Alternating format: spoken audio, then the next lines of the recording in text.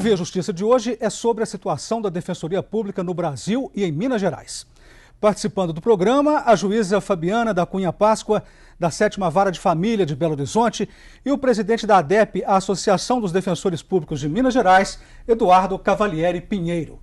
A autonomia financeira da Defensoria Pública. Doutor Eduardo, por que a presidente Dilma vetou o projeto que regulamentava essa autonomia?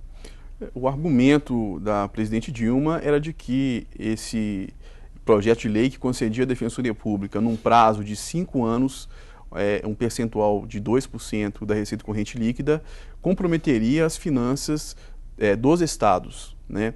No entanto, nós temos que lembrar que a Constituição de 88 previu a Defensoria Pública como uma instituição essencial ao funcionamento da Justiça.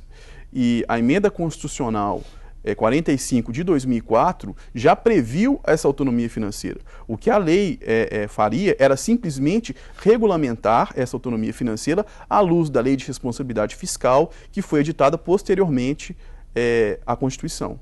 O Congresso aprovou. O Congresso aprovou. Mas houve o veto da presidente, esse veto já foi votado? O Congresso aprovou quase por unanimidade no Senado e por unanimidade na Câmara dos Deputados, e está já sendo formada a comissão que vai apreciar a derrubada ou a manutenção do veto. Doutora Fabiana, a Magis vem então manifestando solidariedade aos defensores públicos, especificamente sobre essa questão da autonomia. Gostaria que a senhora explicasse essa solidariedade. A solidariedade, como eu já disse, é pela total justiça da causa, da demanda, e por ser direito, uma prerrogativa prevista constitucionalmente desde 88, e vem aí uma luta antiga, primeiro pela autonomia administrativa, pela implementação da lei orgânica, para que se fosse estruturando, e com perdão, mas eu não considero esse argumento admissível, né? Para mim é um desvirtuamento das instituições do Estado Democrático de Direito, uma vez que é previsto isso e que a Defensoria Pública faz parte aí é um serviço de Estado, um serviço público para os mais carentes terem acesso à justiça, né? Que é o direito mais comezinho de qualquer cidadão. Doutor Eduardo, qual que é a importância, explicar melhor, da autonomia financeira para a Defensoria? O que essa autonomia poderá significar para o desempenho da instituição? A autonomia financeira para a Defensoria Pública vai assegurar que a evasão de defensores públicos na carreira diminua, né? Nós temos dados, por exemplo, de 2009, que a cada 12 dias um defensor público saía da carreira em busca de melhor remuneração. Vai possibilitar também que o defensor público tenha um quadro de apoio para que ele possa se dedicar exclusivamente à sua função jurídica, né? E dessa forma aumentar a produtividade dos defensores públicos, né? E veja bem, de 2009 para cá, com dados de 2013, entre 1º de janeiro e 18 de março desse ano, nós perdemos 6 defensores públicos. Isso aqui em Minas Gerais? Aqui em Minas Gerais. Então nós temos hoje, em Minas Gerais, uma evasão de um defensor público a cada 13 dias. Então a situação melhorou? Melhorou, mas melhorou muito pouco e a situação da população carente continua grande parte desassistida. A senhora foi defensora pública, não é, doutora Fabiana? Fui defensora pública no concurso de 94, 95, e é exatamente o que o doutor Eduardo falou. Do meu concurso, a grande maioria seguiu outros caminhos, Ministério Público, magistratura federal, porque... É a questão salarial, né? Também para poder incentivar o profissional. Salarial, estrutural, é tudo muito difícil.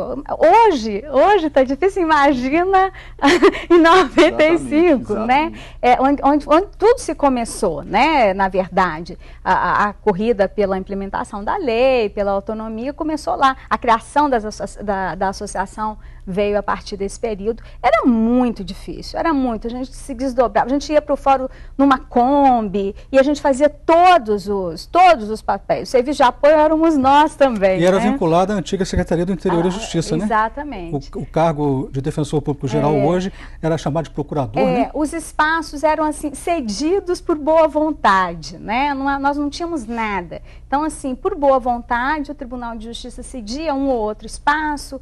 Eu, por exemplo, atuei na vara de execução criminal, então ali me arrumaram um cantinho para ficar, para atender, E felizmente, né? Mas para se ter uma ideia, eu digo isso para se ver como é difícil, como vem sendo difícil essa caminhada, né? O senhor falou, doutor Eduardo, que a instituição pleiteia 2% da corrente líquida, da receita corrente líquida, né? Exatamente. Hoje seria o quê? Menos de 1%, menos de 0,5%? Seria quanto? Hoje, todo o orçamento da Defensoria Pública, né, todo, inclusive, assim, porque esse valor é para o pagamento pessoal. Hoje, todo o orçamento da Defensoria Pública, para pessoal, custeio, investimento, é cerca de 0,3% da receita corrente líquida. Né? E essa implementação de 2%, ela é no prazo de 5 anos. Então, ela começaria com 0,5%, depois 0,8%, depois 1% e aumentando até chegar aos 2%. Não seria imediato? Não seria imediato. Por isso que, mesmo do ponto de vista contábil e financeiro, não justifica o argumento de que as finanças estaduais ficarão comprometidas, porque a implementação ela é paulatina e outra coisa, trata-se de um limite. Não quer dizer que o limite vai ser de 2%, que o orçamento será de 2%. Isso é um limite.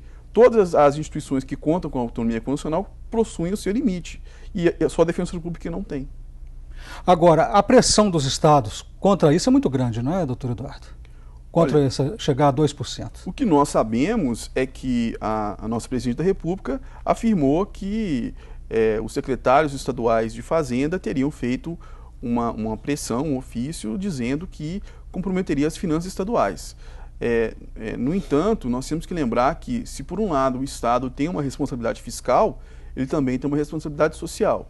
E nós temos, na realidade brasileira, unidades da federação, por exemplo, Santa Catarina, Paraná, Goiás, em que a Defensoria Pública ainda nem foi implementada com praticamente 25 anos de Constituição da República. Então, até quando nós vamos esperar ter recursos para que a população carente exerça o seu direito de ter acesso à justiça?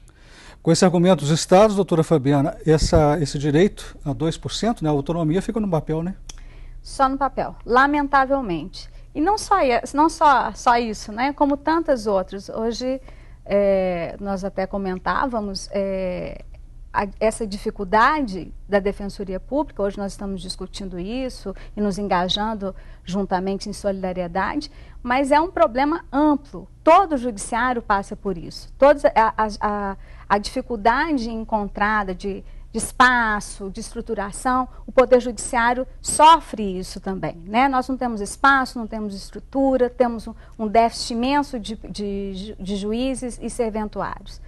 Tudo fica no papel. O Via Justiça faz agora mais um intervalo e voltamos em seguida com o bloco final do programa.